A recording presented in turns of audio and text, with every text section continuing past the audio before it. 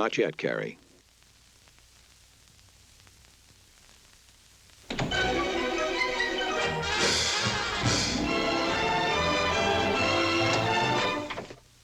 Not yet, Cary. Okay,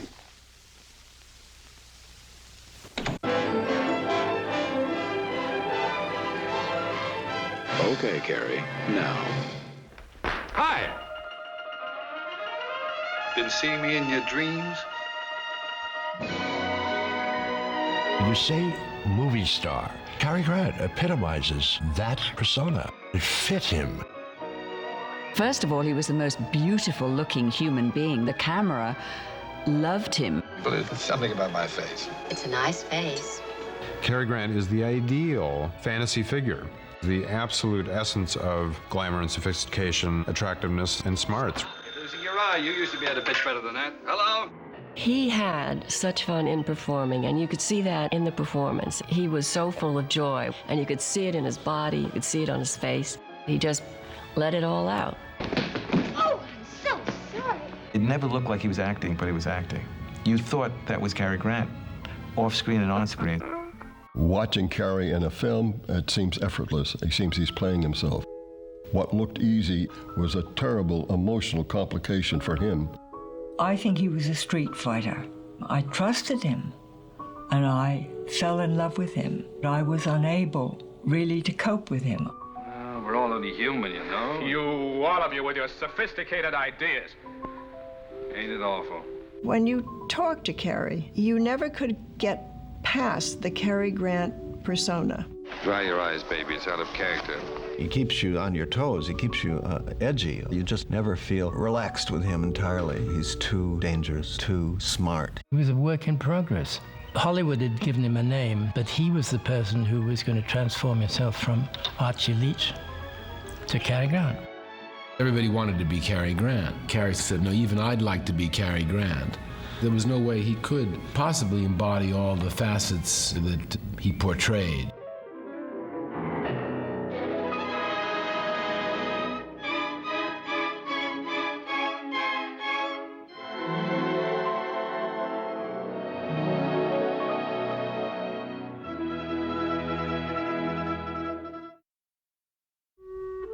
For more than half my 58 years, I have cautiously peered from behind the facade of a man known as Cary Grant. The protection of that facade proved both an advantage and a disadvantage. If I couldn't see out, how could anyone see in? People wanted to be associated with Cary. They wanted to be a part of him in some way or another, whether it be that they wanted him to be Jewish because they were Jewish, they wanted him to be gay because they were gay, so that they could have been in some tiny, tiny little part of his life. It is much more difficult to take a hold of his persona, his career, nail it down than people realize. That's why he was so clever about never really giving interviews, never talking about himself, never letting anyone penetrate. The one exception was a series of autobiographical essays Grant wrote in 1963. You know where I grew up? In a one-room shack with a dirt floor. You talk about this side of your family and that side of your family. As far as I know, we only had one side, and it was awful poor. I was born in Bristol, England, in 1904. My family name is Leach, to which was added Archibald Alexander, with no opportunity for me to protest. Basically, it hadn't been a very happy childhood. His parents were not happily married. They were named Elias and Elsie Leach. My father earned his money pressing suits and progressed too slowly to satisfy my mother's dreams. They'd rowed about everything apparently. He always felt that he'd been responsible. My parents did not seem particularly happy together, and I seemed to be caught in a subtle battle which eventually took residence inside my own character. Returning home from school one day, a 9-year-old Grant discovers that his mother is gone. He was told that his mother had gone to the seaside, and she never came back. He was filled with guilt that he'd done something. There was a void in my life, a sadness of spirit that affected each daily activity. There was no further explanation of Mother's absence. His father also had an affair with another woman and had a child with another woman, so it was very difficult for him in many ways. Miserable at school and with little parental supervision, Grant cuts class to attend local stage shows. Eager to belong, his constant presence and sheer persistence lands him a job as a lighting apprentice at the Empire Theatre.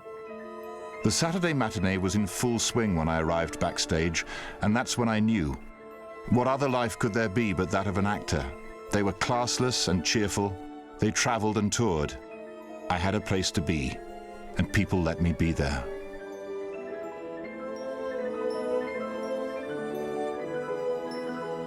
He learned about the Pender troupe while he was working, and he wanted to join the group, so he sent Bob Pender a letter and signed his father's name. Pender got the letter, accepted Cary, and then, of course, all hell broke loose because the father didn't know where Cary had gone, eventually traced him, and he was, of course, returned and went back to school, and then was eventually expelled from school and finally went running back again happily to the Pender group.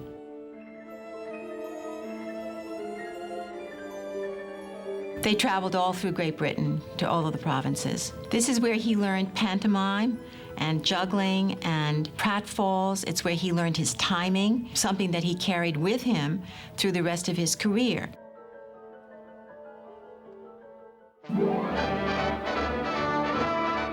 In 1920, the Pender troupe sails for America to play New York's Hippodrome Theatre.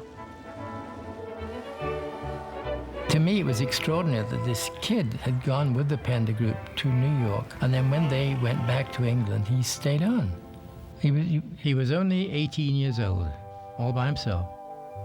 It was very tough. He hardly had any money at all. He was doing virtually anything he could do, including walking on stilts to promote Coney Island and selling ties on street corners. I mean, literally anything. All the while, a determined Grant auditions endlessly and slowly begins to book jobs on the vaudeville circuit. I strove to make everything I did at least appear relaxed. Perhaps by relaxing outwardly, I could eventually relax inwardly. Sometimes I even began to enjoy myself on stage. Now under contract by the Hammerstein organization, it is not until 1927 that he appears in Golden Dawn, his first of many Broadway productions. He was now a leading man on Broadway, and his friends then became Jock Whitney and Henry Ford. He'd be around somebody that he'd admire, and he'd learn. I dare say he learned from these playboys in New York who were all rich, came from good families, knew how to dress, knew how to behave. Grant absorbs all he can from high society, while continuing to perform in season after season of operettas, dramas, and light comedy. He had now been performing on the stage for almost half his life. And in 1929, Grant is asked to do a screen test. When he took his first screen test for Fox, he was rejected. He was told he didn't have a hope, his neck was too thick, and he was a little bow-legged. So whoever that was maybe a little short-sighted. Undaunted by Fox's refusal, a resourceful Grant is hired by Paramount for $150 for 6 days' work in his first screen appearance. Spaghetti nicked English? No? Well, I speak and serve good Chinese to you. You and me, we chop suey through the park. We chow mein. Yes? Hong Kong? Ping pong? What do you say? From this inauspicious start, Grant is convinced that he has a future in film. He drives to Los Angeles and after meeting the head of Paramount at a party, is signed within a matter of weeks. The studio immediately requests that Archie Leach change his name, taking Cary from his character in the play Nicky and his surname from a list of studio suggestions. Cary Grant signs a 5-year contract. Almost immediately, Grant is given prominent roles alongside Paramount's leading ladies, including Carole Lombard and Marlene Dietrich. There's where he's learning his movie craft. He's learning to listen, to respond to the leading lady, to know where the focus is supposed to be. Grant is 29 when Mae West casts him as her love interest in She Done Him Wrong. Oh, well, I guess I'm taking your time. What do you suppose my time's for? Sit down. He's not only a pretty boy in the Mae West movies, he's like upholstery. You know, he's just there to be her straight man. That's it. Loosen up. Unbend. You'll feel better. He was very stiff. He said, "You notice how my hand is in my pocket," because I didn't know what to do with my hands. One of the few people that he totally disliked was Mae West, who always claimed that she had made him a star. And he said, "Listen, I'd made half a dozen movies before that." So, you know, he felt he had his own credentials. He didn't need Mae West yammering on about how she'd made him a star. Come up again. Anytime. Thanks, I will. Nonetheless, She Done Him Wrong is the young actor's biggest hit to date. After appearing in 8 films in less than a year, Grant turns his attention towards his personal life. Hello, darling. Have a nice trip. Lovely. Hey, where'd you get the flowers? From an admirer. Not bad. The first time Cary met Virginia Sherrill was at one of the parties at the Marion Davis house. She was a Chicago socialite, beautiful, had some fame because she played the little blind girl in Charlie Chaplin's City Lights. After a brief engagement, Grant marries Cheryl in 1934. Cary's first wife, Virginia Sherrill, made a remark which I think is very apropos. I was in love with Cary. Cary was in love with himself. I didn't stand a chance. I doubt if either of us was capable of relaxing sufficiently to trust the happiness we might have had. My possessiveness and fear of losing her brought about the very condition it feared, the loss of her. The couple divorce after less than a year of marriage, and Grant returns to the Malibu beach house that he'd been sharing with fellow actor Randolph Scott. Although Grant was now earning a comfortable living as a working actor, he had yet to give a standout performance. He was a successful, young, leading man who was nice looking, but had no particular identity. You can see him evolve in the movies in the first few years. He's a straight leading man, perfectly adequate, likable, almost too good looking, without a lot of depth. And there's glimmers in picture here, a picture there, but it explodes in Sylvia Scarlett. Oh, there's plenty of room for both of us here. Come on, get your pajamas. Let's get curled up. But what? Grant is loaned out to RKO to star opposite Katharine Hepburn in George Cukor's Sylvia Scarlett. Jimmy Monkley, that's me. Little friend of all the world, nobody's enemy but me own. Yeah, I can tell that by the look of you. Hey! He meets Kate, Oh, you're a bit ticklish, aren't you? who's playing a boy in disguise. Well, toodaloo. See you later. He played this sublime Cockney, absolutely relaxed. He's himself, and he's funny. He knew what this character was, and he gave a marvelous performance. Gentleman adventurer. One of the Orcs. Hawks? Oh, hawks. Yeah, Orcs, the word Orcs. Sparrows and Orcs. That's humanity. The Orcs bossied over the sparrows. That's nature. Nah, you want to be a sparrow? Look at them all around you. What are they? Mere slaves. Me? I'm out to beat the system. Easy come, easy go. That's my motto. The film is a dismal failure for the director and his star. Yet Grant emerges not only unscathed, but more popular than ever. The fact that Cary was being utterly dishonest, charmingly unscrupulous, seemed to fit Cary. He got the right part. He suddenly flowered. He suddenly felt the ground under his feet. Exhilarated after working with Cukor and Hepburn, Grant returns to his home studio with little enthusiasm. He quickly became discontented with his arrangement at Paramount because his roles were uninspired and the projects were not very interesting. So he became an independent, which was really unheard of back in those days. Extremely brave, I think, at that stage, and is a perfect example of how bright Cary was. He knew what he was capable of doing, and he wanted to change the mix a tiny bit. And he was extremely successful, got a percentage of the gross, and he actually asked for a percentage of some of the films. I remember once talking to him about Penny Serenity. He says, "Oh yeah, I just got a check on that." And I thought, Jesus, that was 1941. He had already got a piece of the action. He got where he was by working very, very hard. Most self-made men, they say you pull yourself up by your own bootstraps, and Cary said that to me. And I said, first of all, how many people in the world with bootstraps look like you? Perfectly aware that his looks have been an asset, Grant is eager to show the audience what he is capable of. He jumps at the chance to work with director Leo McCary and Irene Dunne in The Awful Truth. Well, excuse me, what do you say? I say I'm glad to know you. How can you be glad to know me? I know how I'd feel if I was sitting with a girl and her husband walked in. I'll bet you do. The Awful Truth was the birth of the Cary Grant we came to know and love. He was wonderful physically. He could do wonderful pratfalls and slapstick. The fact that he threw his whole being into it, no holds barred. It was the first time that you saw a leading man in that kind of comedy really being funny, really funny. You know, it was usually up to the woman. May I have a drink? Certainly. I had 3 or 4 before I got here, but they're beginning to wear off, and you know how that is. The Awful Truth is an Irene Dunne movie. She's the center of it. She's on screen more than he is. I can't possibly interpret this as jealousy. I've taken a definite turn for the better. Nothing's gonna hurt me anymore. She could not do the part she does to the level she does it without a partner of his stature and ability.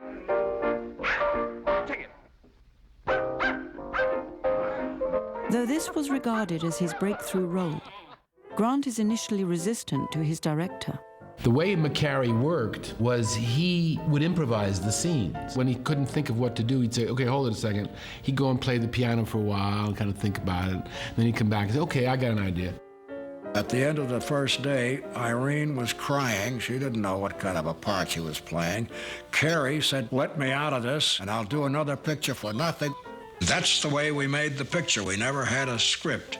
The chaos worked.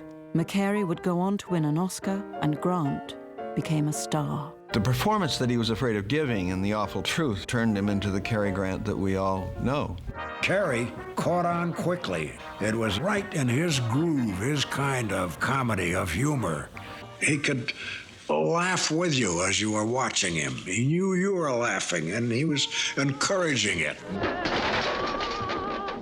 And that is what it's all about, falling in love by being funny with each other. He's really the only male star that was made by screwball comedy, because usually that genre, that style, made women stars. It didn't make male stars.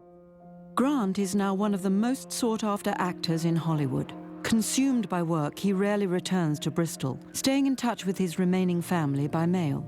Months after his father's death in 1935, a lawyer handling the estate writes Grant with news. His mother is still alive. I learned that she had experienced a nervous breakdown and been taken to an institution. I was a full-grown man living in America, thousands of miles away in California. I was known by most people of the world by sight and by name, yet not to my own mother. Reunited, mother and son begin an uneasy relationship. Cary had brought her a wonderful fur coat he had made for her in New York, and Cary told me that she looked at him and she said, Archie, I've never seen so many wrinkles in my life. And it devastated him. Devastated him. Grant throws himself back into work, and his next film reunites him with Katharine Hepburn in the story of a scientist, a madcap heiress, and a lost dinosaur bone. Bringing Up Baby is Grant's introduction into the world of director Howard Hawks. Cary Grant was a little bit nervous about the part, didn't quite know how to approach it at first. And Hawks said, think of Harold Lloyd. And in that line, he gave Cary Grant the Harold Lloyd glasses. Hey, that's my ball. Just a minute. He took it and he ran with it. Oh, dear. You shouldn't do that, you know. But that...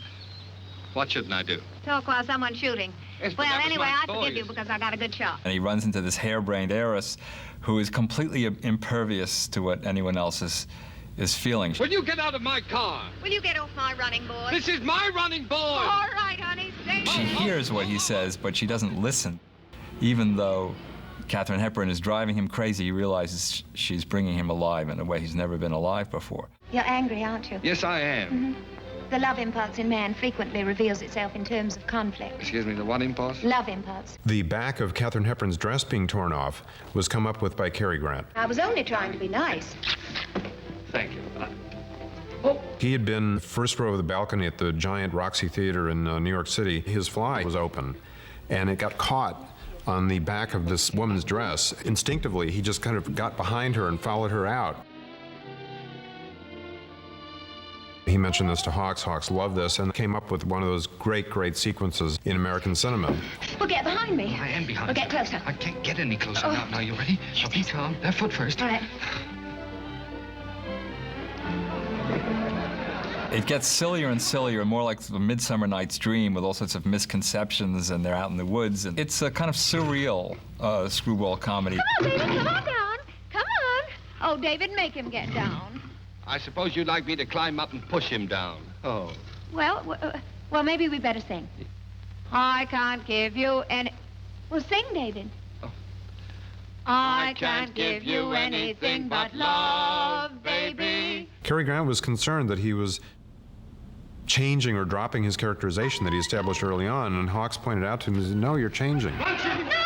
Wrong way, have the time. No, I won't leave you. I love you. What? You are actually changing under the influence of this Katharine Hepburn character, so that you are becoming a little bit more normal. I just discovered that was the best day I ever had in my whole life. David, you don't mean it. I never had a better time. Even though the impression that he had is that it was a destructive influence in his life. That's one of the things that makes it so extraordinary, is that everybody is loony. It's a one-of-a-kind kind of movie. Oh, David, can you ever forgive me? You can, and you still love me. Susan, that... You do? David. Oh, dear. Oh, my. It will be 4 years before Hepburn begins her historic screen partnership with Spencer Tracy. For the moment, she has found her perfect match in Grant. Summed up by the New York Times as two of the screen's greatest actors giving comedy everything they had, including a genuinely acrobatic intelligence, they begin work on Holiday, once again for director George Cukor.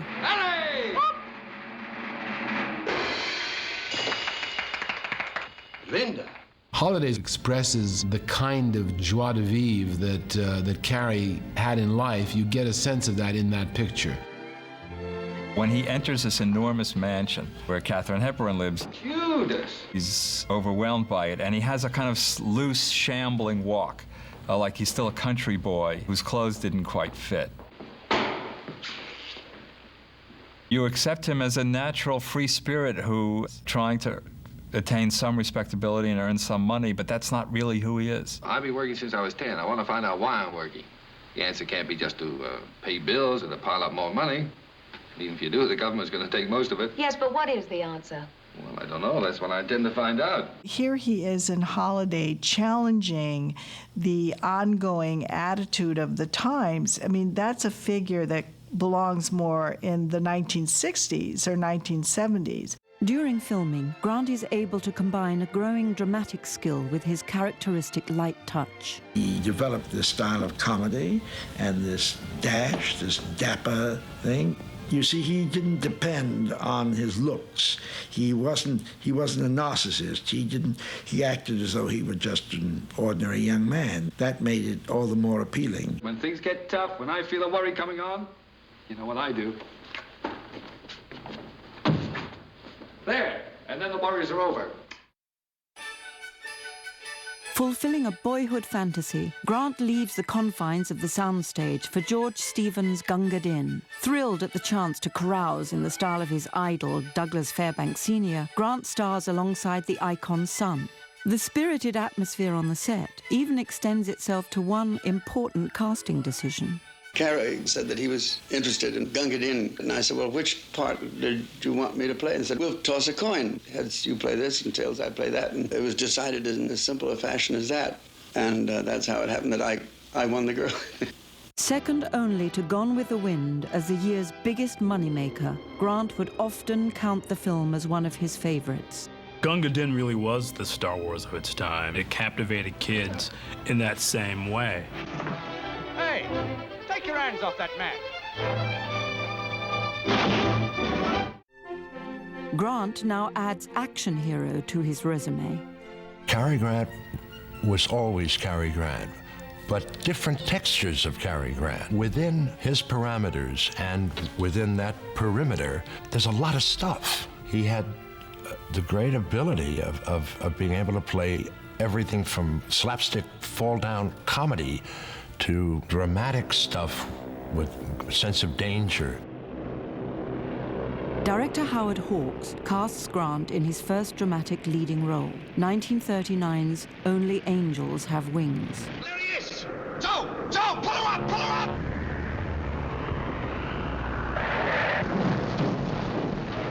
I've known a lot of flyers, and I've seen a lot of forced landings, and they don't sit around and moan about what's going to happen when they hit the ground. It doesn't do them any good to dramatize it. Hardened by the constant danger, Grant's character is unyielding in the film's most celebrated scene.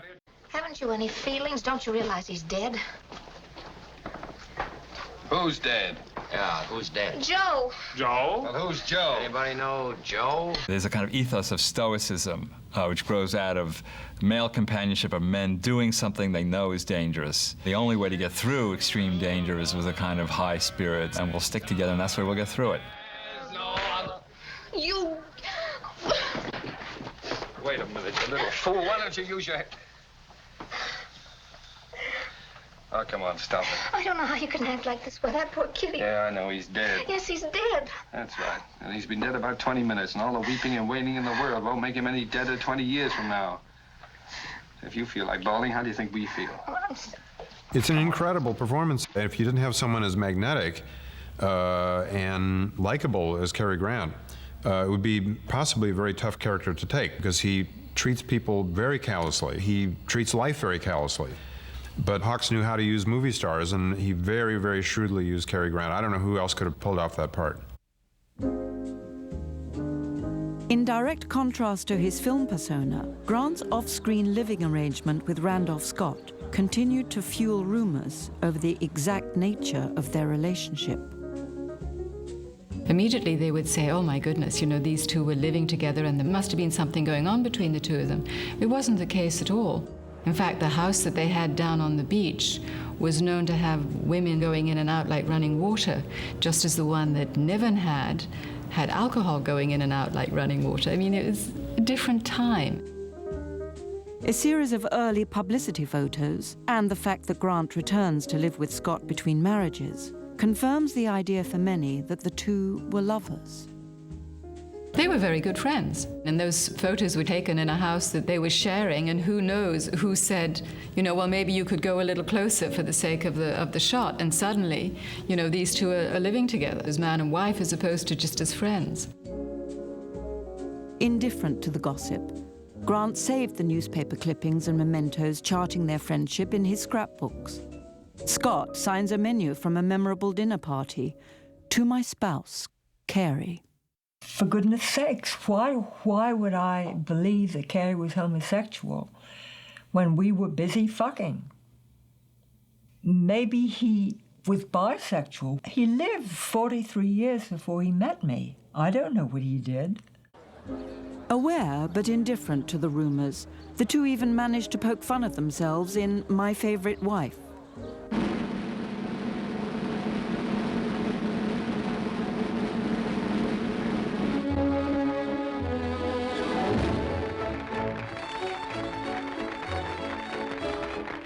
Once a rumor starts, it is just perpetuated. Plus, as Cary would say, sometimes if no one can find anything bad to say about you, you are a tightwad or you're homosexual. Grant and Scott remain lifelong friends, and though the rumors never fade, no damage is done to either man's career.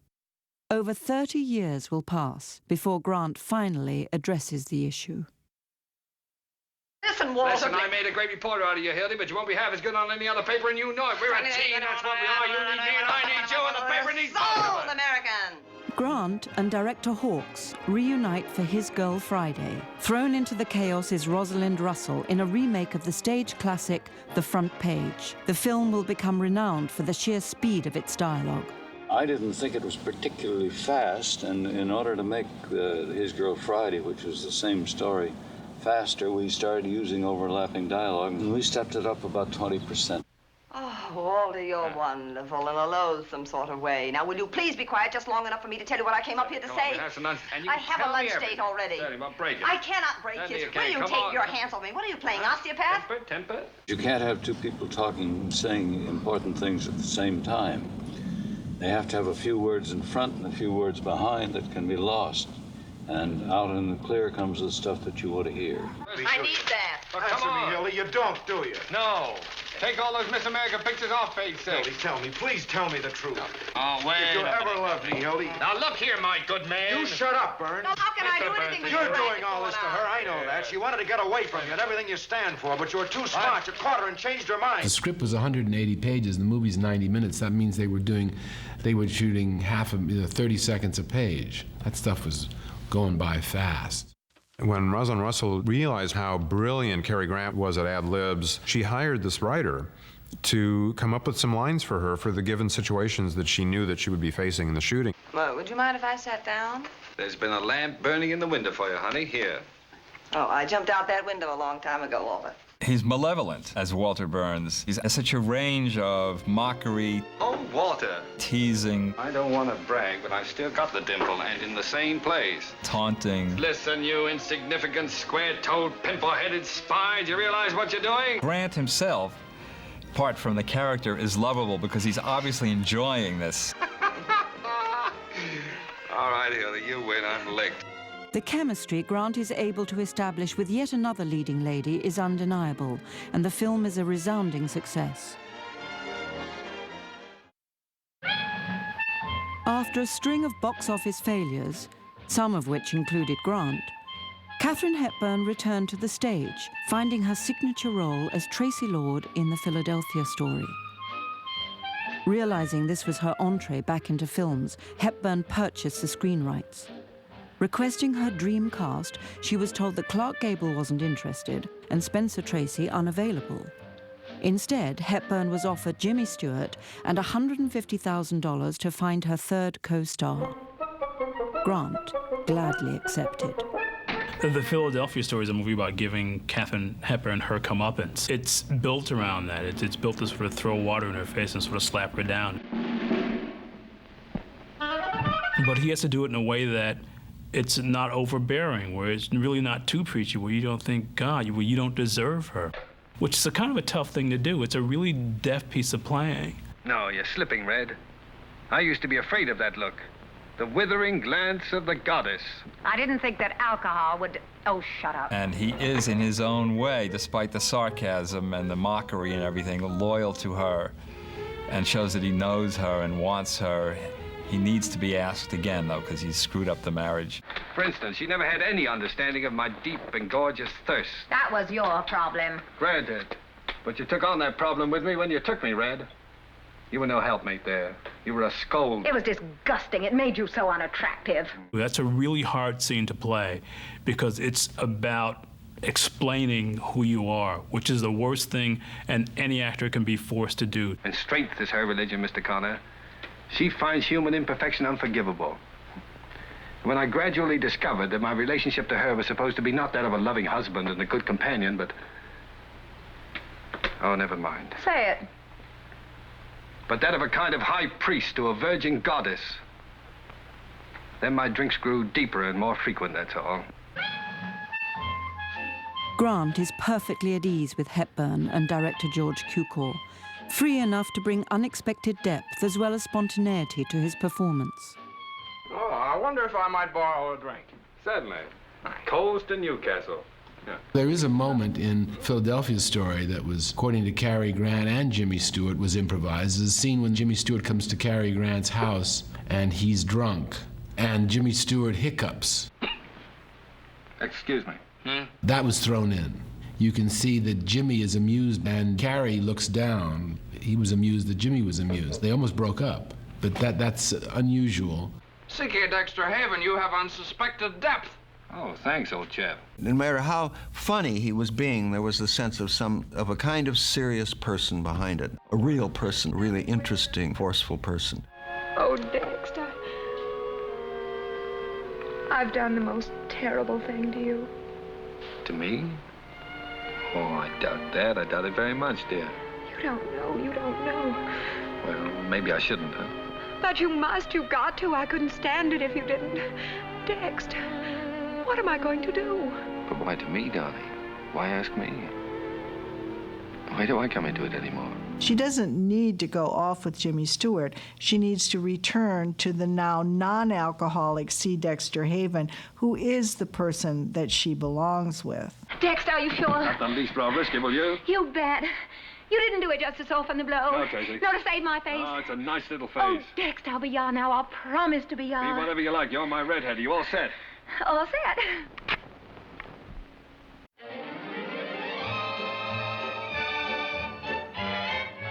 The film is a hit, and Hepburn is back on top. When the Oscar nominees are announced, only Grant is overlooked. The film is selected in every major category, and Jimmy Stewart wins as Best Actor of the Year. Cary gave his entire salary from the Philadelphia story to British War Relief. He worked a great deal for war relief programs, and he visited army camps, and he toured with other actors and actresses. Too old to serve, Grant would continue to donate portions of his salary throughout World War II. Now 36, Grant is paired once again with Irene Dunne and director George Stevens in Penny Serenade. Penny Serenade is one of only 2 films in which Cary Grant received an Oscar nomination, and significantly, he didn't play the Cary Grant persona in either one of them. Have you got a Victrola inside? Why, yes, of course. Would you let me hear this one? Otherwise, I'll have to take it home and imagine how it sounds. Don't you have a machine at home? No. Well, why on earth did you buy 27?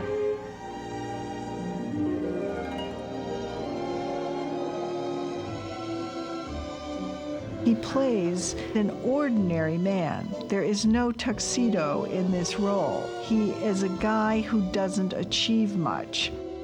But the wonderful scene, and unlike anything else in his career, is when he confronts an unsympathetic judge to beg to keep the little baby. Look, Judge, we've had her over a year now. Why, we've walked the floor with her when she had the colic. We've lost nights of sleep worrying every time she cut a tooth. We've gone through everything. Everything that real parents have is one of their own. It's a very powerful scene. Heartfelt, clearly. He loved to make movies about children. Many of the productions he set up for his own company had children involved. Look, I'm not a big shot now. I'll do anything. I'll work for anybody. I'll beg. I'll borrow. Please, Judge, I'll sell anything I've got until I get going again. Only she'll never go hungry, and she'll never be without clothes, not as long as I've got 2 good hands to help me. A disappointed Grant would lose the Oscar to Gary Cooper for his performance in Sergeant York. But intent on exploring new roles, Grant begins production on Alfred Hitchcock's Suspicion in the spring of 1941. This will be the first of 4 films with the director, who delights in unconventional casting, enlisting Grant to play a suspected murderer. What did you think I was trying to do? Kill you? Nothing less than murder could justify such violent self-defense. Look at you. Let me go. On the heels of her Oscar-nominated performance in Rebecca, 22-year-old Joan Fontaine co-stars. It's based on a novel in which a rather shady lady killer marries an heiress, is obviously a fortune hunter, and it leads up to his actually killing his wife. Unusual for a Hitchcock film, there is a great deal of tension on the set. The script is incomplete, production drags on for 5 months, and Grant and Fontaine do not get along. Suspicion is a botch, but he's very exciting in it. It's one of the few films in which he's downright unpleasant. Johnny, get some water, quick. It won't help. I've seen this happen before. There's nothing much you can do about it. No, that's no use, darling. It'll either kill him or it'll go away by itself.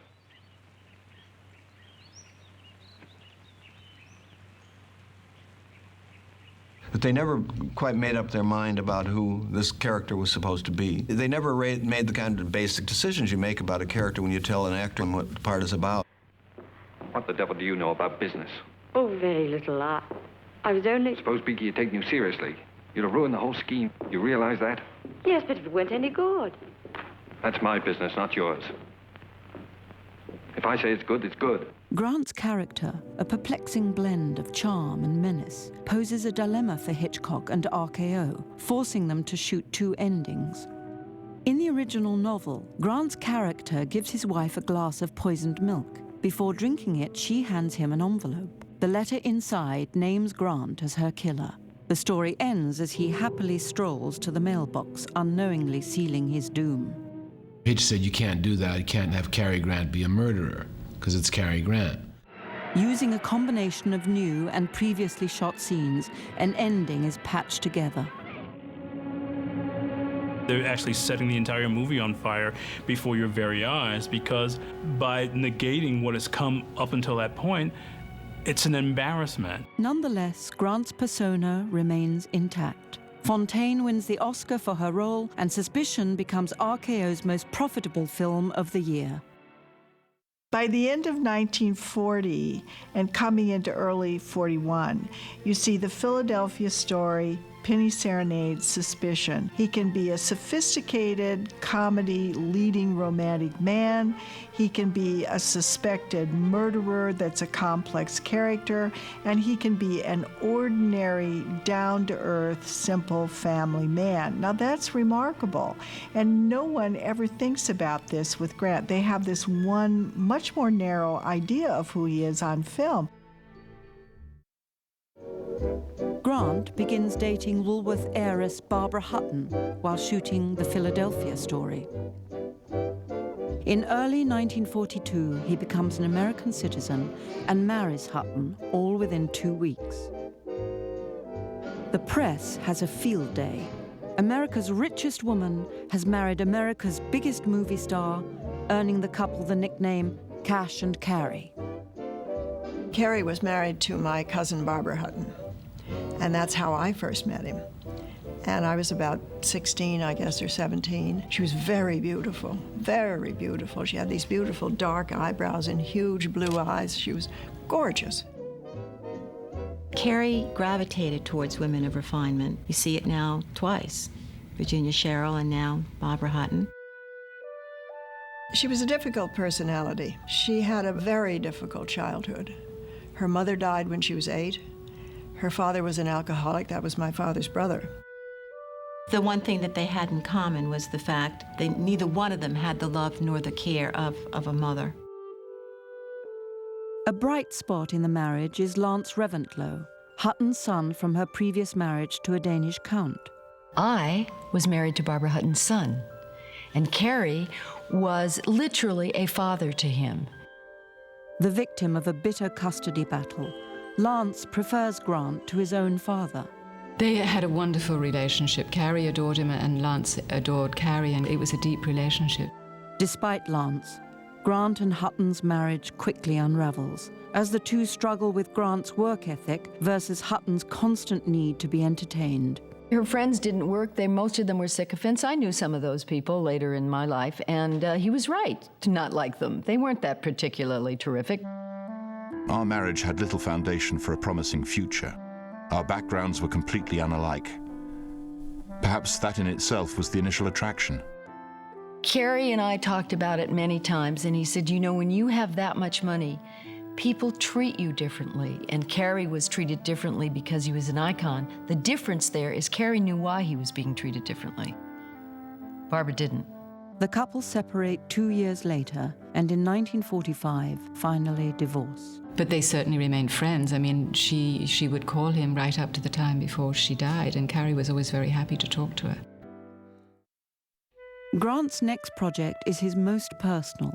At his insistence, RKO not only agrees to produce None But the Lonely Heart, but to hire screenwriter Clifford Odets to direct as well. Anything in the shop needs mending, Ma? Nothing that needs your help. Any sweets? Besides, it's Sunday. Painting, polishing, doing a spot of gardening? Mean to do my best by you, ma love. Happy couple, aren't we? None But the Lonely Heart with Ethel Barrymore, where he played a Cockney and she played his mum. It was very close to his origins, and it's an unrelentingly grim film. In many ways, the part seemed to fit my nature better than the light-hearted fellows I was used to playing. When he tried to expand and work with Clifford Odets, who was a close personal friend of his, and trying to embody something else. It's fascinating, too, because he tried to use that physicality of his in this really sort of swaggering, butch kind of fashion. Ta-ra, chin. But ain't I lovely? Proper dream you are. And it's about working class squalor and despair. And the central situation is that he's come home to his mom at long last to be with her while she dies of cancer. Clearly, Grant was playing a role written for someone half his age, affecting both the story and his performance. Ethel Barrymore wins the Oscar as Best Supporting Actress, and although nominated for Best Actor, Grant loses to Bing Crosby and is never nominated again. It was a terrible flop, and he never looked back. He took me to a preview of a movie, and he said the very important thing is that no matter what people think of the movie or anything, keep smiling. If you show that you're vulnerable and you show your feelings are hurt, you'll be destroyed, and you mustn't. So keep smiling. There are 4 directors who had a real influence on the shaping of Cary Grant: Alfred Hitchcock, Leo McCarey, Howard Hawks, and George Cukor.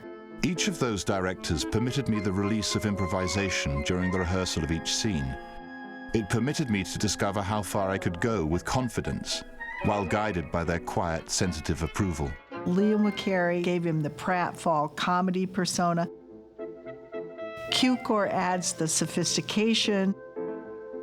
Hawks gives the masculinity, the adventure, and then Hitchcock puts it all together and adds that little touch of mystery and insanity.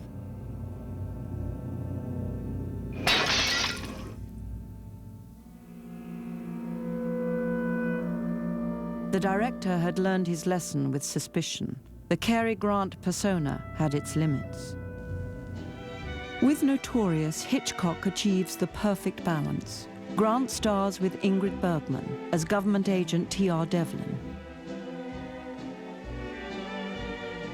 There's one more drink left apiece. Shame about the ice. What is? Gone. Who's gone? The ice. Notorious is one of Hitchcock's 2 or 3 best pictures, and it's one of Cary's most complicated performances. For Hitchcock, there is no such thing as a straightforward love affair. And so, despite Devlin's feelings for Alicia, he gives her the task of seducing a Nazi criminal, and the audience watches as he struggles with his inner turmoil. You land him. Find out what's going on inside his house, what the group around him is up to, and report to us. I suppose you knew about this pretty little job of mine all the time. No. I only just found out about it. He's very angry at her for acquiescing in this plan a little too quickly, more quickly than he wants, and he treats her as a slut. You can add Sebastian's name to my list of playmates.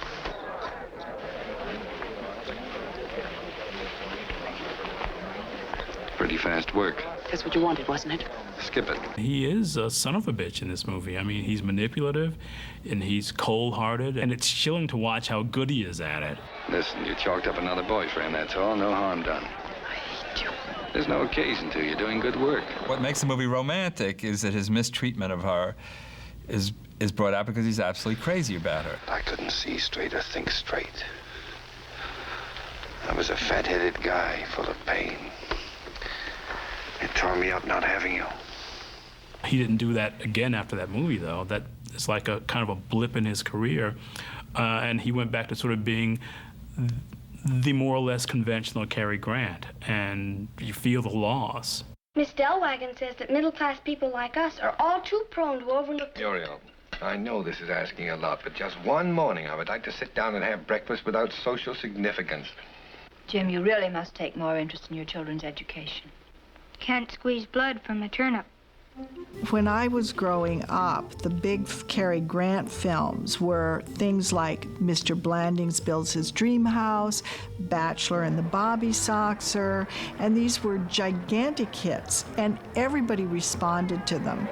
I hope you like basketball. Crazy about it. I wrote a script called The Bachelor and the Bobby Soxer. I got an Oscar for that original screenplay, and I'm convinced that I got it because of Cary. Because it was a comedy, and comedies usually aren't paid that much attention to by critics. Now in his mid-40s, Grant is keenly aware of taking age-appropriate roles. Home, fatherhood, and daily life lead to a spate of uninspired yet popular films. Well, there must be a girl somewhere who thinks it's a wonderful career just to have a home and babies, whose only thought is to make her husband happy. And there were a lot of crude movies in that period, basically after Notorious, where it's just kind of Cary Grant trading on the audience goodwill, the fact that people would go out and see him in these movies. And movies were getting more interesting. Marlon Brando, Elia Kazan, and James Dean are among those leading a generation of actors and directors into new territory. I offended him because I'd seen him in a picture called The Bishop's Wife, and I said to him, "You are in a position now where you can choose the most wonderful movies. Why are you doing this?" He never answered because he was deeply offended, and I learned to keep my mouth shut. Grant, reunited with director Howard Hawks, cannot overcome the dated Fountain of Youth premise of 1952's Monkey Business. Well, all set? Is your motor running? Is yours? Here you are, Doctor. Oh, thank you, Mr. Peabody. Just mail me the bill. Certainly. Takes a while to warm up. That's me, too. Well, watch your head. I'll watch everything else. He was basically still doing movies that you could have done in the 20s. These could have been silent two-reelers movies like Monkey Business or I Was a Male War Bride. Hey, did you hear that? I must look pretty good. Don't be silly. That was for me. For you? Of course. I ought to punch him in the nose. Henry, remember, you're a lady. He comes from an era in which acting was a way to make a living, as opposed to being a way to express your inner demons. It was a way to feed yourself, a way to feed your family, a way to keep the wolf from the door. But that's also why he's so easy to take over a long period of time, because even though he had fabulous qualities as an actor, he didn't want to squeeze the audience. He doesn't want to push you. It's his job to do something that's fun, not to change your life. He was the commodity. You knew who you were going to see. If you wanted to be happy, you're going to go see a Cary Grant movie. And Cary Grant is asked to join the screen's immortals. Invited, that is, to make his imprint in the cement of Grauman's Chinese Theater in Hollywood. No matter what the critical response, Grant's films during this period never lose money at the box office. Holiday season crowds line up around the block for the world premiere of the Radio City Music Hall's Christmas show. UI's new release, Operation Petticoat. His most popular movie of his career was Operation Petticoat, which was basically a family service comedy, slightly risque. Russell B. Downing, president of the Music Hall, presents an illuminated scroll honoring Grant as the famed New York Showplace's all-time favorite movie star and box office champion. He didn't distinguish between those pictures that were terrible, like Operation Petticoat or Walk, Don't Run. I mean, those were pictures of him that were good because audiences went to them. A good movie to Cary Grant was a movie that made money. Cary Grant's interest in money, whether in the workplace or in his personal life, had been a favorite Hollywood topic for years. I remember walking down the street with Cary Grant near Mount Rushmore and people asking him for his autograph, and he charged 25 cents. And I thought, I don't do that. Maybe I should. He watched every penny, and I think it was rooted in the childhood. If you were lower class, you were nothing. And he was not about to be nothing. Irving Reese, who directed The Bachelor and the Bobby Soxer, died and left a very young widow and 2 little children. Cary, who wasn't particularly friendly with Irving, gave Vanessa, his widow, $10,000. And I said, I understand you gave her some money. And he knew that I was kind of alluding to the fact that people said he didn't like spending money. He said, I like to pick my spots. Though he is no longer as eager to take chances professionally, Grant's personal life is another matter. Why don't you tell me all about yourself? Nice little intimate things that you've never told anyone else. I met Cary on board the Queen Mary. It was absolutely marvelous. When I left the Queen Mary, I didn't think I'd ever see him again. 20 years his junior, actress Betsy Drake had just finished a successful stage run in London. But when I left the ship, I didn't give him my telephone number. He didn't know my telephone number. He had to track me down. Endlessly pursued by Grant, Drake soon came out to Los Angeles to join him. Having broken her first contract with producer Hal Wallace, Drake signed with RKO and was cast opposite Grant in her first film role. How many have you? Beg your pardon? These. How many have you? Why, none, fortunately. Fortunately. I'm not married. We eloped so that there wouldn't be anybody bothering us. However, married life took Drake by surprise. He came from the first part of the 20th century. Wives were expected to behave a certain way. And Cary swallowed my life. I lost myself in trying to please him. Don't you find that by accepting this interesting challenge, you're apt to neglect your husband? In what way? How many ways are there? Well, I can assure you that whatever inconvenience he has been caused is temporary. What I didn't know and what I learned later really was that Cary was tired of being the sex symbol. He wanted to play a father with children and change his entire image, and also this was a chance for him to make a picture with Betsy. But after 2 films with Drake, Grant's interest in fatherhood remained firmly on the screen. Cary knew from the very beginning I wanted children. He refused and said, I want to travel, there's so much I want to do. I really don't want a child. The exception for Grant was Barbara Hutton's son, Lance.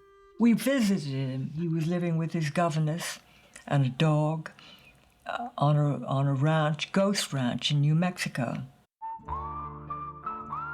I made an 8mm movie with Lance and Cary called The Killer of Fossil Gulch. The bond between the two had only grown stronger through the years. In it, Cary was shot by Lance, and he did it so wonderfully. So I kept in both shots when I cut it. He wanted parents, and I was devoted to him, and I know Cary was. Tragically, Lance would die in a plane crash in 1972 at the age of 36. It had been 6 years since the artistic triumph of Notorious. During this time, for reasons that still remain a mystery, Grant turns down choice projects such as Roman Holiday and Sabrina. His uncompromising professionalism even keeps him away from A Star is Born, directed by longtime friend George Cukor. Judy wooed us. She was so desperate. But she kept after Cary. But Cary did not want to do it because Judy Garland was a drug addict. And Cary was a highly disciplined actor and expected you to show up on time and know your lines. And he didn't want to go through the experience. Instead, Grant and Drake leave Hollywood, fueling rumors that he had decided to retire. He never spoke to me about retiring. No, Cary loved to travel. The couple board a freighter for Asia, stopping to visit GIs wounded in the Korean War. And it was only because Hitchcock asked for him specifically and sent him that great script of To Catch a Thief that he did come back. The studio had wanted Jimmy Stewart. But Hitchcock said, no, I want Cary. And they got him. He returns to work with the director, who guaranteed both Grace Kelly and the French Riviera as his co-stars. One of the movies that really illustrates that everything has come together perfectly for Cary Grant is To Catch a Thief. Here's Hitchcock at his light entertainment best. Here's the exquisitely beautiful Grace Kelly at the peak of her gorgeousness, and Cary Grant playing a cat burglar. And it's just light. We don't have too much of a mental challenge here. We're just going to have fun. You got an opener? You want a leg or a breast? You make the choice. In private life, he was a totally unsophisticated man. He didn't know zilch about wines. He didn't go to parties very much. And his idea of a great meal was sausage and mash in an English pub. So there was this great schism between the person we saw and imagined him to be, a guy in a tuxedo drinking a martini, and the real Cary. You know as well as I do, this necklace is imitation. Well, I'm not. The film is a huge hit, and Grant leaves suburbia behind and returns to the suave rake the public has come to love. Here at 20th Century Fox Studio, Cary Grant, Deborah Carr, and director Leo McCarey discuss their newest production, An Affair to Remember. An Affair to Remember is an awfully powerful story. The original picture is overall a better picture. McCarey always thought it was a better picture, but the plot is pretty irresistible. Half comedy, half tragedy, the story of ill-fated lovers is practically a shot-by-shot remake of director Leo McCarey's own 1939 love affair. I have a telephone call for you from Paris. Mr. Ferrandi, would you autograph this? I hadn't seen one attractive woman on the ship since we left. Now, isn't that terrible? I was alarmed. I said to myself, don't beautiful women travel anymore? And then I saw you. And I was saved. I hope. Tell me, have you been getting results with a line like that? Even when he was having fun and laughing and making jokes, at which he was excellent at. Order the bouillabaisse, it's superb. Merci, mille fois. Pas de quoi. Oh, shut up. There was still this remoteness. There was still this keeping something a secret. At the film's climax, a stoic Grant discovers Carr missed their rendezvous because of a terrible accident. Cary was a devout believer in keeping to and following the kind of image that you have built up. He always kept Cary Grant. Why didn't you tell me? If it had to happen to one of us, why did it have to be you? There was a most unexpected vulnerability in Cary. If I said fear, that wouldn't be right. But he was wary of relationships with women. Betsy Drake had now been married to Grant for 7 years. During that time, she had shown considerable talent as a writer, and after working on several radio programs, Drake completed the screenplay to Houseboat. Grant took the project to Paramount as a third vehicle for the couple to star in, hoping to lock down a director before leaving for his next film. I said, where are you going? He said, I'm going to Spain. I'm going to make a picture called The Pride and the Passion with Frank Sinatra and some new Italian girl. Grant arrives in Spain and quickly begins an affair with a 23-year-old Sophia Loren. I asked him about Sophia and him on The Pride and the Passion. He says, yeah, well, we tore up a few bull rings in Spain, I can tell you that. That was evidently a very dynamic affair. He was crazy about her. I think she was a bit the girl that got away. We got a call from Cary. He says, I just met the new Garbo. Would it be much of a change to change the heroine of your story to an Italian girl? And we tore up the script, immediately hung up the phone. There was no way that would work. Drake was told nothing, as both script and cast were altered at Grant's request. If I had any sense, I would have realized how much Cary didn't love me. He didn't. Betsy never complained about anything. She never asked for a credit because we had changed her story so much. Meanwhile, Grant's affair with Loren came to a bitter end before shooting in Spain was over. Now contractually obligated to co-star in the reworked Houseboat, Grant tried to back out of the film altogether. Before the picture started, I held a peace conference. Basically, I said, I know what your problems are. I know what's been going on. Cary agreed to go through with the film, feeling that if he did, he might have a chance of getting back with Sophia. He tried, and the only way she finally got rid of him was to marry Carlo Ponti. You shake on me. What's the matter? You scared? Yes, I'm scared. Chicken. We had the scene where he was supposed to be dancing with Sophia in the nightclub. What came through for me, of course, was the battle that was going on between the two of them at that moment. But it didn't matter because the audience interpreted it as love.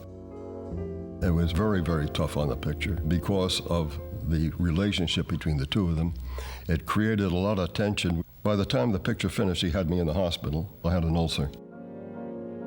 When he heard that Sophia Loren was going to write her autobiography, he begged her not to mention him. Of course, she did mention him, and that was the end of that friendship. When he told me, it was a big shock.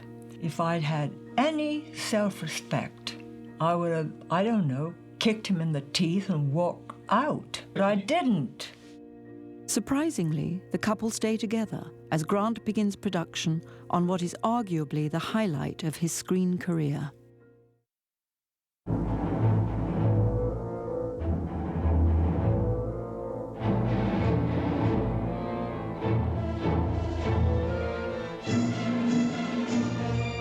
You didn't have to introduce that character at length. Bingo. You knew who he was, you were on his side, and you took the trip with him. No, we didn't have any rehearsal. This is Cary Grant, you're going to fall in love with him. This is Eve Marie, you're going to fall in love with her. And you start. The adventure and the suspense was very important to it. I wanted to do the Hitchcock picture to end all Hitchcock pictures. We think of that film as a journey from New York City across country, ending up in South Dakota at Mount Rushmore. It's actually a journey through Cary Grant's various persona aspects and of all the career things that he's done over the years. A seamless blend of romance, comedy, and suspense, North by Northwest begins production on August 26, 1958. The beauty of the plot is that even though you say this is absurd, this is totally improbable, you're completely caught up in it. You don't need a rich script development. The door opens, it's Cary Grant, and everybody knows who and what that is. Hitchcock loved to put people who seem to be in such control of their lives and themselves in the beginning of the film, and then it all falls apart. We're all in jeopardy because people in the audience think, oh, he's got it made. Whoa, he doesn't have it made, you know. He's being kidnapped. Hey, wait a minute, what's that supposed to be? Cars waiting outside. You will walk between us saying nothing. Hitch thought the whole thing was a comedy, essentially. You know, he says, why, the whole thing's a fantasy. I mean, there's not even any such thing as North by Northwest. Oh, come on, fellas. What is this, a joke or something? Yes, a joke. We will laugh in the car. Come. He was a wonderful light comedian, and he was funny as hell in North by Northwest. Not that I mind a slight case of abduction now and then, but I have tickets for the theater this evening, to a show I was looking forward to. And I get, well, kind of unreasonable about things like that. With such expert play acting, you make this very room a theater.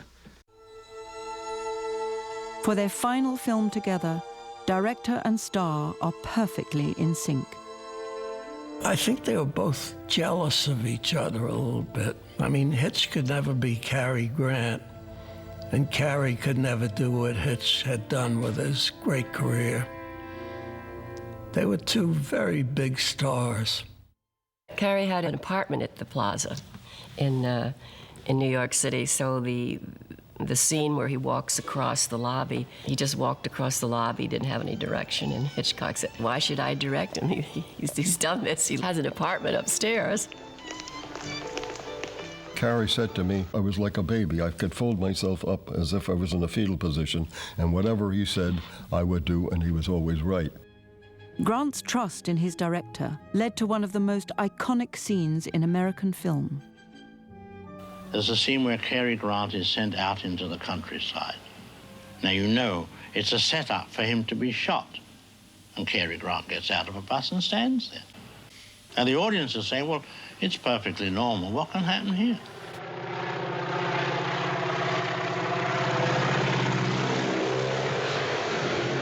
Part of the wonderful amusement of the famous crop dusting sequence is how perfectly he's dressed and who he is. He's Cary Grant being attacked by an airplane and throwing himself into corn stalks. If it were any other actor, it would have just been a physical menace. It wouldn't be so acutely funny. I don't know exactly how I came to make a hospital room scene almost comedy. Stop! Oh, excuse me. Stop. We even have a moment that addresses the charm, the lure of the real Cary Grant. Has anyone ever told you that you overplay your various roles rather severely, Mr. Kaplan? Apparently, the only performance that'll satisfy you is when I play dead. Cary worried. He was a worrier. He worked at what he did, and he worked hard. I was very impressed with how prepared he was and how disciplined he was. He set such a high standard. He was the first one there, the last one to leave, knew his lines, expected everybody, crew, all of us, to be right on the button. Come on, I've got you. Up. I can't make it. Yes, you can. Go. As film critic Pauline Kael wrote, he was cast as Cary Grant, and he gave a performance as Cary Grant.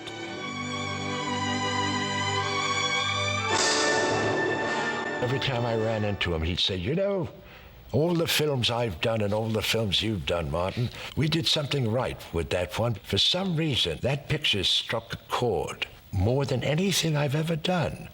People bring that picture up. We did something right.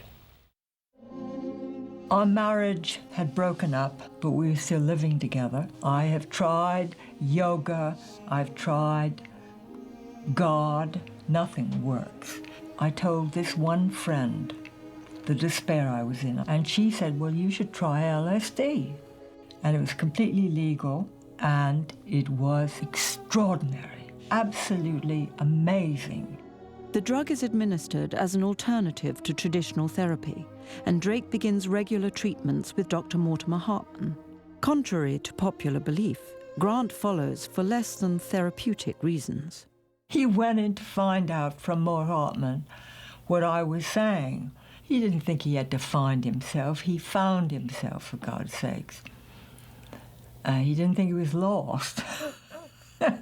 Grant is convinced to try the drug as well, and immediately becomes a vocal proponent, undergoing over 100 sessions before LSD is outlawed in 1966. I was hiding behind all kinds of defenses, hypocrisies, and vanities. I had to get rid of them layer by layer. That moment when your conscious meets your subconscious is a hell of a wrench. And I said, I'm leaving you today. And he said, you can't do that. I'm making a movie. And I said, I'm leaving you. After numerous separations, the couple finally divorce in 1962. After 3 unsuccessful marriages, either something was wrong with me or civilization. I'm not proud of my marriage record. It was not the fault of Hollywood, but my own inadequacies and my mistrust of constancy. The following year, Grant was at a crossroads over his next project. Peter Stone and I worked on the script, and I sent it to Cary, and he turned us down. He said no. And I was sick. I said, why? And he said he was doing a picture with Howard Hawks.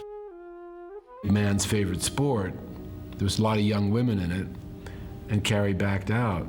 Hawks said, well, every time I see you, you've got a younger girl on your arm. And Cary said, well, that's different. Doesn't want to be seen that way in the movie. We had breakfast, and he said, is that script still available? And I said, yes. And he said, well, if you still want me, I'd like to do it. And I said, yes, definitely, I still want you.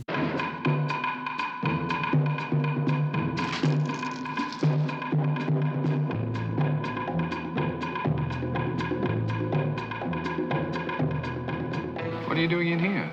I'm having a nervous breakdown. Well into his 3rd decade of leading ladies, Grant co-stars opposite Audrey Hepburn, who is 25 years his junior. He makes only one request before shooting begins.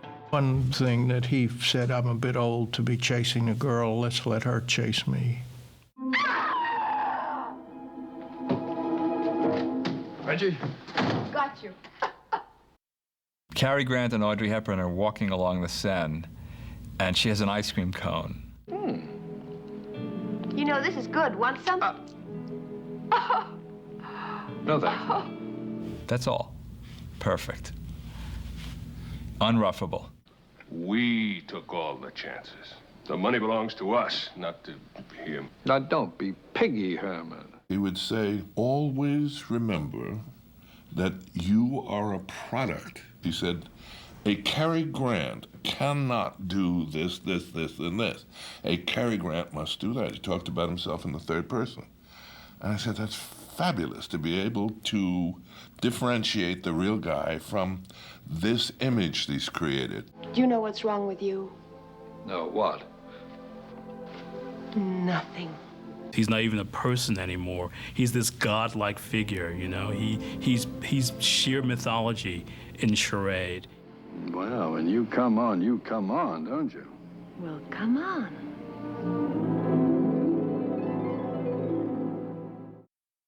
In the early 60s, Grant sees 23-year-old Diane Cannon on television and contacts her.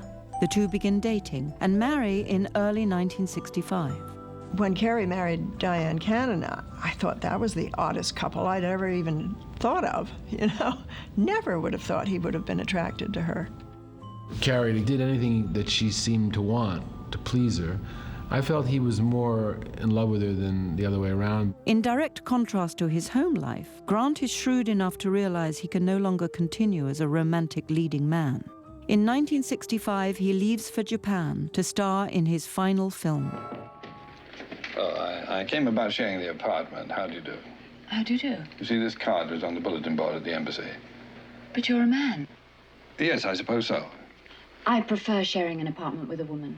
Oh, so do I. What was really brilliant about Cary was that in working in such close quarters, every set was very, very small. It'll save you all the bother of transferring your things from the other room. Us youngsters watched him, followed him, and got into his brilliant comedic timing and his examples literally by being with him and watching him.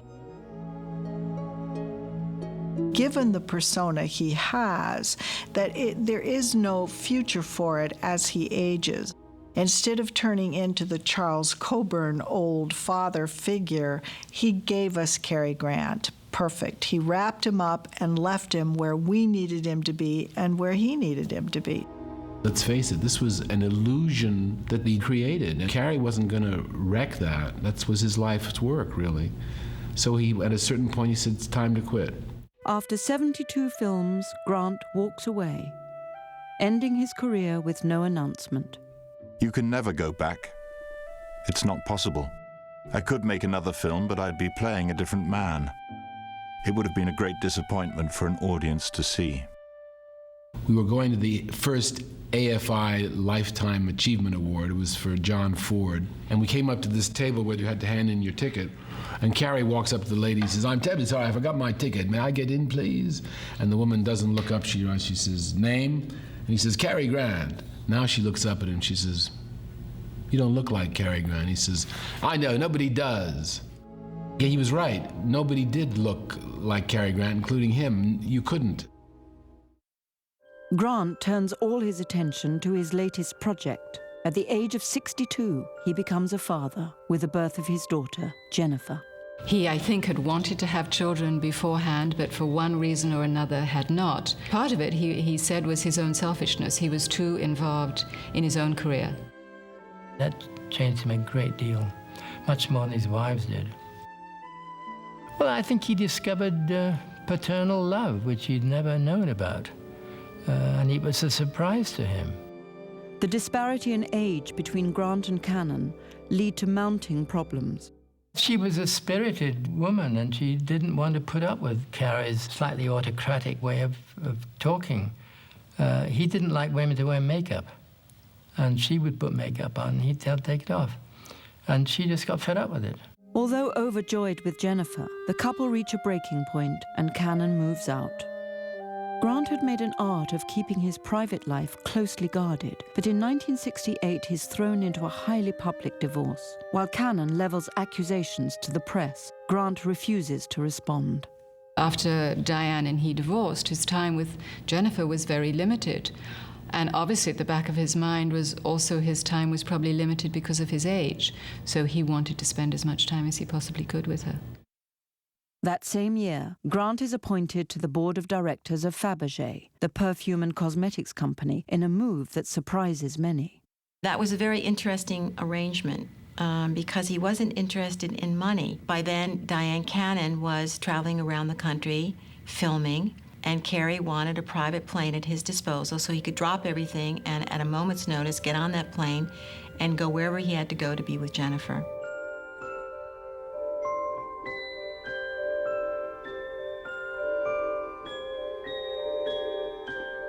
In 1970, Grant is thrilled to learn that the Academy has chosen to award him for what they term his unique mastery of the art of screen acting.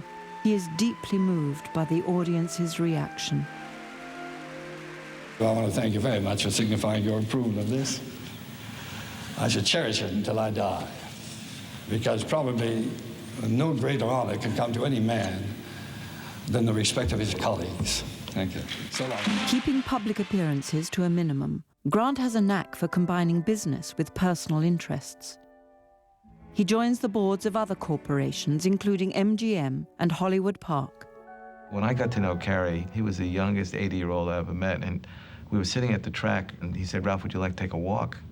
He had the coolest, youngest walk, and so sprightly. It sort of inspired me to say, remember what you just saw, because that was really great. Despite his age, Grant still travels the world for Fabergé.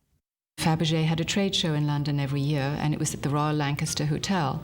I did the public relations at the Royal Lancaster Hotel. 47 years younger, Barbara marries Grant after a 2-year courtship. I never ever envisaged having any form of a relationship other than friendship with him. But because he was such an extraordinary individual, regardless of his age, I couldn't help myself. I couldn't stop from falling in love with him. And even though I knew that that time together would probably be limited, the quality of it was extraordinarily important to me, and I wouldn't have changed it for the world. It was just a beautiful thing to see how much Barbara and Cary loved each other, how at peace, how comfortable, how happy they were. They got it right. Retired now for over a decade, Grant's personal life still continues to fascinate. Chevy Chase on a television show made a crack that Cary was a homo. It was a stupid moment for Chevy, and he regretted it. Cary was annoyed. He was more concerned of how Jennifer, his daughter, would feel about it, and also how I would feel about it. He did sue Chevy, and then they settled out of court. Grant has finally found happiness at home. The offers of awards and tributes begin in earnest, but unlike his peers, he refuses them all. Cary hated getting up and making a public speech, and it wasn't worth the trouble, really, for him to go to something where he was meant to be awarded for something and him be so tremendously uncomfortable beforehand. So when the Kennedy Center came along and they offered him something, because he knew that he would just be able to enjoy the evening, he accepted. I was working with Ginger Rogers on a little one-woman show that she was going to do. I wrote to Cary, and he called me 2 days later, and all he wanted to talk about was Ginger. I then felt comfortable enough to say to Cary, I would love to represent you for something like this. And he said, oh, no, I'm retired. I don't give speeches, and I don't want to do any of this. After a year and a half of prodding, Grant finally agrees to appear before an audience in An Evening with Cary Grant. I was very surprised. Yes, I didn't think he would do it because he had, to a certain extent, retired from public life at that stage. His only stipulation was that no seat cost more than $25. Grant returns to his roots, appearing in theatres he had played on the vaudeville circuit 60 years earlier. It was wonderful, really, quite extraordinary to see the adoration of the audience, whether they were male, whether they were female, whether they were old or whether they were young. They were just thrilled to have Cary there. He got a big kick out of doing that. Questions and answers. People, they would all these lovely ladies with blue rinses were sitting there in front in the audience, and on he walks, looking absolutely spectacular, as he always did. And they just loved it, you know. The legend actually came to life. He did come full circle. There's no question about it. He began in the provinces, and he ended up in the provinces. On November the 29th, 1986, Grant is scheduled to perform in Davenport, Iowa. That morning, he'd been in great form. We had been walking around and joking and having a wonderful time, and it was only that afternoon, when he was doing the rehearsal, that I understood that something was going wrong, because he could not focus. Grant is taken to the hospital, where he dies of a massive stroke at 11:22 p.m. He could have died in his bed at home, he could have died anywhere, but he was on the road and he was doing something that he loved to do. Director Billy Wilder and his wife Audrey sum up the collective feeling in their telegram to Barbara. The model is gone. Who can we emulate now? I spent the greater part of my life fluctuating between Archie Leach and Cary Grant, unsure of either, suspecting each. He invented himself to be Cary Grant and then had to play the role of Cary Grant both on and off screen. And the last man who said that to me was Archie Leach, just a week before he cut his throat. Is that so? We've been in worse jams than this, haven't we, Hildy? Nope. But it was an amazing thing to build that persona. He was big on inventing life for himself. That's what made him so magnetic to me, that immeasurable amount of sheer confidence. May I kiss you? Thank you. I don't think Cary Grant started out to be an artist. I think along the way he realized he had to perfect what it was he did, and actually became an artist. Who is going to follow Cary Grant? So far, nada. I won't trouble you any more tonight. Good night.